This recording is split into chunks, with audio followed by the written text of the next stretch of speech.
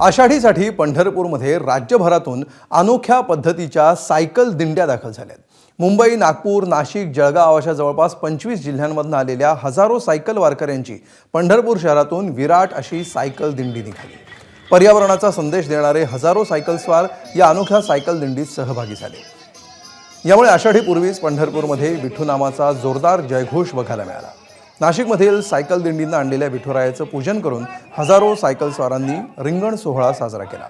या हजारो सायकलस्वारांच्या रिंगण सोहळ्याची अनोखी एक्सक्लुझिव्ह ड्रोन दृश्य खास एबीपी माझाच्या प्रेक्षकांचा।